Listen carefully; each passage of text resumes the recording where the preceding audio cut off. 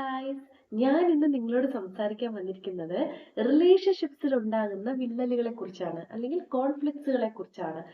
എന്തുകൊണ്ട് ഈ റിലേഷൻഷിപ്സിൽ ഇങ്ങനെ ഉണ്ടാകുന്നു, അതിനുള്ള കുറെ ടിപ്സ് എന്തൊക്കെയാണ്, അതായത് ആ കോൺഫ്ലിക്ട്സ് അല്ലെങ്കിൽ ആ ഒരു റിലേഷൻഷിപ്സിൽ ഉണ്ടാകുന്ന പ്രശ്നങ്ങളെ കുറയ്ക്കാനുള്ള കുറച്ച് ടിപ്സ് ഒക്കെയാണ് ഞാൻ പറയാൻ ഉദ്ദേശിക്കുന്നത്. സോ ഇതുവരെയും എൻ്റെ ചാനൽ സബ്സ്ക്രൈബ് ചെയ്യാത്തവരുണ്ടെങ്കിൽ ദയവ് ചെയ്ത് സബ്സ്ക്രൈബ് ചെയ്യുക. സോ ഈ വീഡിയോ മുഴുവൻ കാണുക, അത് നിങ്ങൾക്ക് ഉപയോഗപ്പെടും. സോ നമ്മളിപ്പോൾ ഒരുപാട് ഇപ്പം എൻ്റെ അടുത്ത് വന്ന കുറച്ച് കേസ് എടുത്ത് നോക്കിയാലും അതിനകത്ത് ഡിവോഴ്സ്, അതായത് ഈ ഡിവോഴ്സ് വേണം എന്ന് ആവശ്യപ്പെട്ടൊക്കെ വരുന്ന കേസസ് ആണ്. ഓക്കെ, ശരി, എന്നാൽ ഡിവോഴ്സിലേക്ക് പോകാം എന്ന് പറയുന്ന ഒരു സമയത്ത് അവർക്കതിന് താല്പര്യമില്ല. അവർക്ക് ആ ഒരു റിലേഷൻഷിപ്പ് നല്ല ഹെൽത്തി ആയിട്ട് മുന്നോട്ട് കൊണ്ടുപോകണം എന്നുണ്ട്, പക്ഷെ പറ്റുന്നില്ല.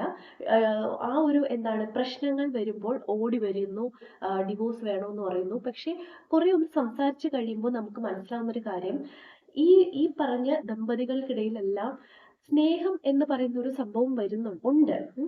ഒരുപാട് പേർക്കിടയിൽ, അതായത് ചിലരുടെ കാര്യം സ്നേഹമൊന്നും കാണില്ലായിരിക്കാം, പക്ഷെ ഒരുപാട് ദമ്പതികളെ, ഒരുപാട് കപ്പിൾസിനെ എടുത്ത് നോക്കിയാലും അവർക്ക് സ്നേഹം എന്ന് പറയുന്ന ഒരു സംഭവം അതിനകത്തുണ്ട്. പക്ഷെ പിന്നെ എവിടെയാണ് ഈ പ്രശ്നം വരുന്നത്? എൻ്റെ ഒരു അഭിപ്രായത്തിൽ ഞാൻ മനസ്സിലാക്കിയത്, ലവ് എന്ന് പറയുന്ന ഒരു സംഭവം അവർക്കിടയിലുണ്ട്, പക്ഷേ ഇമോഷണൽ ഇന്റിമസി എന്ന് പറയുന്ന ഒരു സാധനം അവർക്കിടയിൽ ഇല്ല. അതാണ് മെയിൻ ആയിട്ടുള്ള ഒരു പ്രോബ്ലം ആയിട്ട് എനിക്ക് തോന്നിയിട്ടുള്ളത്. സോ എങ്ങനെയാണ് ഈ ഇമോഷണൽ ഇന്റിമസി കൂട്ടാൻ പറ്റുന്നത്? അപ്പോൾ നമ്മള് ചിലപ്പോൾ ഒരുപാട് വർഷങ്ങളോളം സ്നേഹിച്ച് കല്യാണം കഴിച്ചിട്ട്, കല്യാണം കഴിഞ്ഞ് കുറെ വർഷം ആകുമ്പോൾ അങ്ങോട്ട് പറ്റുന്നില്ലല്ലേ, പാർട്ട്ണറിന് എന്താണെന്നറിയില്ല, പാർട്ട്ണറിനെ അങ്ങോട്ട് ഒത്തുചേർന്ന് പോകാൻ പറ്റുന്നില്ല. അപ്പോൾ ഇത്തരം സാഹചര്യങ്ങളിൽ ഒരു സൈക്കോളജിസ്റ്റിന്റെ ഒരു ഹെൽപ്പ് ചോദിച്ചിട്ടായിരിക്കും അവർ വരുന്നത്. സൈക്കോളജിസ്റ്റിന്റെ ഹെൽപ്പ് ചോദിച്ച് വരുമ്പോൾ അവിടെ കാണുന്ന ഒരു കാഴ്ച എന്ന് പറഞ്ഞാൽ, അവർക്കിടയിൽ കാണുന്ന ഒരു കാഴ്ച എന്ന് വെച്ചാൽ, ഇവർ തമ്മിലുള്ള കമ്മ്യൂണിക്കേഷൻ പോലും പ്രോപ്പർ ആകണം എന്നില്ല. ഒരാൾ ചിലപ്പോൾ കുറേ പ്രശ്നങ്ങൾ ഇങ്ങനെ വാതോരാതെ പറയുന്നു, മറ്റേയാളുടെ ഭാഗത്തുനിന്ന് ഈ ഒരു ഒരു ആ ഒരു സാറ്റിസ്ഫൈഡ് ആയിട്ടുള്ള ഒരു സൊല്യൂഷനോ, അല്ലെങ്കിൽ അങ്ങനെ ആ ഒരു കുറേ കാര്യങ്ങൾ പറയുമ്പോൾ ആ കാര്യത്തെ മര്യാദയ്ക്കിരുന്നൊന്ന് കേൾക്കാൻ പോലും മനസ്സ് കാണിക്കാത്തവരായിരിക്കും ഒരുപാട് പാർട്ട്നേഴ്സ്. അത് ഭർത്താവ് മാത്രമല്ല, അതായത് ഞാൻ ഭർത്താവിനെ മാത്രം കുറ്റം പറയുന്നില്ല, ഭാര്യയെ മാത്രം കുറ്റം പറയുന്നില്ല. രണ്ടുപേരിലും ചില സ്ഥലങ്ങളിൽ ഭാര്യമാരായിരിക്കും പ്രശ്നക്കാർ, ചില സ്ഥലങ്ങളിൽ ചില ബന്ധങ്ങൾ എടുത്തു നോക്കുമ്പോൾ ഭർത്താക്കന്മാരായിരിക്കും പ്രശ്നക്കാർ.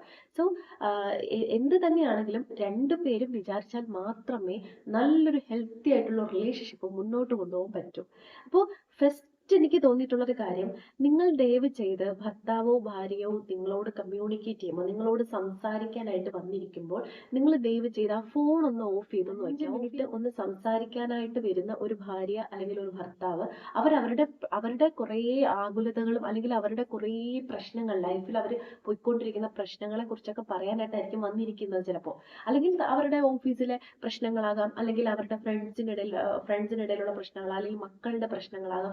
എന്ത് തന്നെയാണെങ്കിലും അവർ അത് പറയാനായിട്ട് വന്നിരിക്കുമ്പോൾ നമ്മൾ അറ്റ്ലീസ്റ്റ് ഫോൺ ഒന്ന് മാറ്റി വെക്കാനുള്ള ഒരു സാമാന്യ മര്യാദ കാണിക്കുക. അതിപ്പോൾ ആരും ആയിക്കോട്ടെ, ഏതൊരു റിലേഷൻഷിപ്പും ആയിക്കോട്ടെ, നമ്മൾ എപ്പോഴും സംസാരിച്ചുകൊണ്ടിരിക്കുമ്പോൾ ഫോൺ ഇങ്ങനെ യൂസ് ചെയ്തുകൊണ്ടിരിക്കുന്നത് അത് തെറ്റാണ്. അതായത് ഓപ്പോസിറ്റ് ഒരാൾ സംസാരിച്ചുകൊണ്ടിരിക്കുമ്പോൾ നമ്മൾ ഈ ഫോണിൽ നോക്കി ഇങ്ങനെ സ്ക്രോൾ ചെയ്തിരിക്കുന്നത് അതൊരു തെറ്റായ കാര്യമാണ്. അപ്പോൾ ഹസ്ബൻഡും വൈഫിനും ഇടയ്ക്ക് ഏറ്റവും വലിയ പ്രശ്നം വരുന്നത് ഇവിടെയാണ്.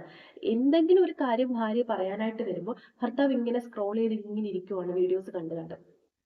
അതുപോലെ തിരിച്ചു പോവാം കേട്ടോ. അപ്പോൾ അത് തന്നെ അവിടെ ആ ഒരു ആ നന്നായിട്ട് കേൾക്കാതിരിക്കുമ്പോൾ തന്നെ പ്രശ്നം സ്റ്റാർട്ട് ആവുകയാണ്. ഇപ്പോൾ ഗുഡ് ലിസ്ണേഴ്സ് ആവുക എന്നുള്ളതാണ്. പാർട്ട്നേഴ്സ് എപ്പോഴും ഗുഡ് ലിസ്ണേഴ്സ് ആവുക. സോ അവർ പറയുന്നത് എന്താണ് അറ്റ്ലീസ്റ്റ് അത് കേൾക്കാൻ മനസ്സ് കാണിക്കുക എന്നുള്ളതാണ് ആദ്യത്തെ ഒരു ടിപ്പ് എന്ന് പറയുന്നത്. ഫോൺ ഒന്ന് മാറ്റി വെക്കുക. ഫോൺ മാറ്റി വെച്ച് അവർ പറയുന്നത് എന്താണോ അതൊന്ന് കേൾക്കുക. ഇനി ഈ കേട്ട് കഴിഞ്ഞിട്ട് നമ്മൾക്ക് അഡ്വൈസ് കൊടുക്കാൻ ഈസി ആണല്ലേ. അപ്പൊ എല്ലാവരും ചെയ്യുന്ന ഒരു കാര്യമാണ് അഡ്വൈസ്. കുറേ കാര്യങ്ങൾ ഇങ്ങനെ പ്രശ്നം, ഭാര്യയോ അല്ലെങ്കിൽ ഭർത്താവോ എന്തെങ്കിലുമൊക്കെ കാര്യം പറയുമ്പോൾ കുറേ അങ്ങ് അഡ്വൈസ് കൊടുക്കുന്നു. നീ അങ്ങനെ ചെയ്യാത്ത എന്താ, നീ ഇങ്ങനെ, നിന്റെ മിസ്റ്റേക്ക് ആണ്, അങ്ങനെ ഇങ്ങനെ എന്നൊക്കെ പറഞ്ഞ് കുറേ പറയുന്നു. ഇത് ഈസി ആണല്ലേ, നമുക്ക് എപ്പോഴും ഉപദേശം കൊടുക്കാൻ ഭയങ്കര ഈസിയാണ്. പക്ഷെ ആ ഒരു വ്യക്തി അനുഭവിക്കുന്ന ആ ഒരു പ്രശ്നം എന്താണ്, ആ വ്യക്തിയുടെ സ്ഥാനത്ത് നിന്ന് ചിന്തിക്കുമ്പോൾ മാത്രമേ, അല്ലെങ്കിൽ അത് ചിന്തിക്കാനുള്ള ഒരു കഴിവും കൂടെ വേണം കേട്ടോ. ഇല്ലെങ്കിൽ അങ്ങനെ ചിന്തിച്ചാലും നമുക്കത് അത്ര അങ്ങോട്ട് കിട്ടത്തില്ല. അവരുടെ ആ ഒരു വിഷമം എന്താന്നുള്ളത് നമുക്ക് അത്ര അങ്ങോട്ട് പിടികിട്ടില്ല. സോ ആ ഒരു കഴിവ് നമ്മൾ ഉണ്ടാക്കിയെടുക്കുക എന്നുള്ളത്, നമ്മൾ അതായത് എമ്പതി, അവരുടെ സ്ഥാനത്ത് നിന്നൊന്ന് ചിന്തിച്ചു നോക്കണം. അവരെന്തുകൊണ്ട് ഇങ്ങനെ അവർക്ക് ഫീലായി, അവരെന്തുകൊണ്ട് ഇത് പറയുന്നു എന്നുള്ളത് ഒന്ന് ചിന്തിച്ചു നോക്കുക. അപ്പൊ അവർ പറയുമ്പോൾ അതൊന്ന് കേൾക്കുക.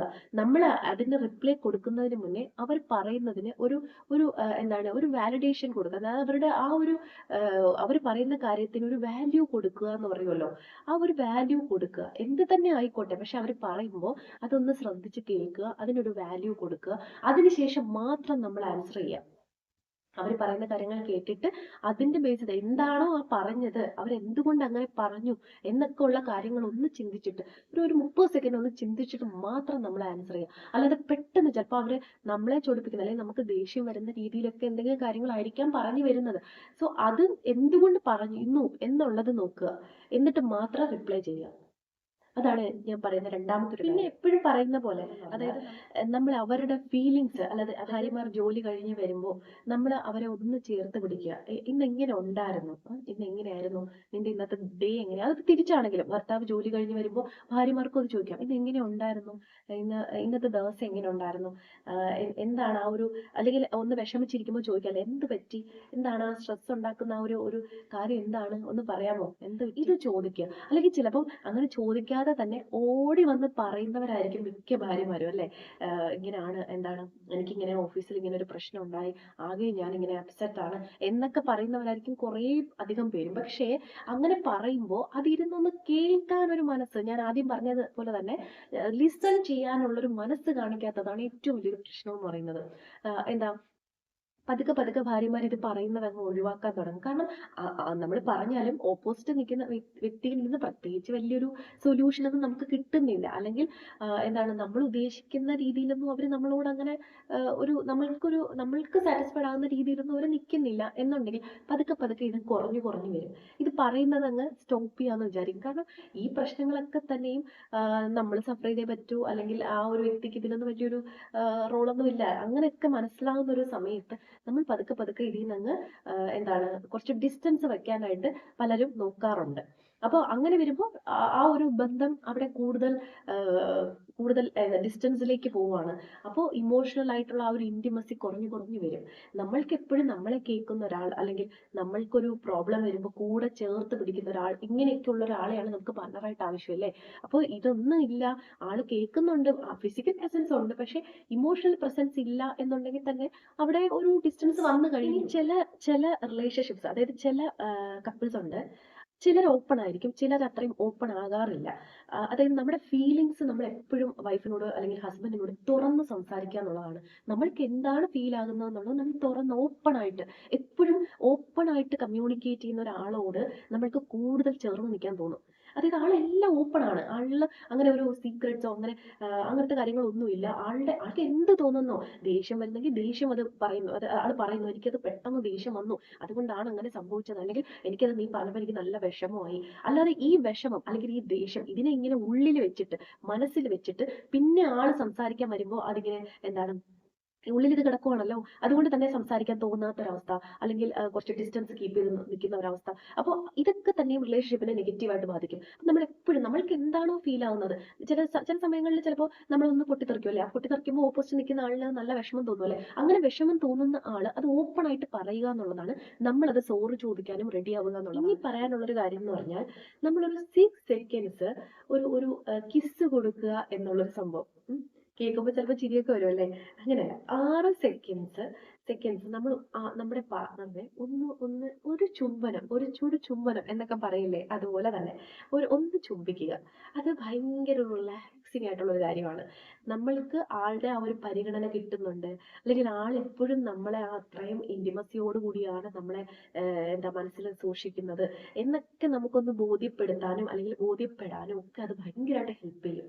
അപ്പൊ നിങ്ങളൊന്ന് ഇപ്പം എന്താണ് ഒന്ന് ഇമോഷണലി വീക്കായിട്ടിരിക്കുന്ന സമയത്ത് വൈഫിനെ ഒന്ന് ഹഗ് ചെയ്യുക, അല്ലെങ്കിൽ ഹസ്ബൻഡിനെ ഒന്ന് ചേർത്തൊന്ന് ഹഗ് ചെയ്യുക. ഇതുപോലെ ഒരു 6 സെക്കൻഡ്സ് ഒരു ഒരു കിസ് കൊടുക്കുന്നതും ഒക്കെ വളരെ എഫക്റ്റീവ് ആയിട്ടുള്ള ഒരു കാര്യമാണ്. എന്ത് പറ്റി, ഞാനുണ്ടല്ലോ നിന്റെ കൂടെ എന്നൊക്കെ പറയുന്നതായിരിക്കും ആ ഒരു ഭാര്യയ്ക്ക്, അല്ലെങ്കിൽ ആ ഒരു വൈഫിന് ഏറ്റവും സമാധാനം എന്ന് തോന്നുന്നത് അത്തരം വാക്കുകൾ തന്നെയായിരിക്കും. ഇന്ന് പറഞ്ഞ ഇത്രയും കാര്യങ്ങൾ നിങ്ങൾക്ക് യൂസ്ഫുൾ ആകും എന്ന് ഞാൻ വിശ്വസിക്കുകയാണ്.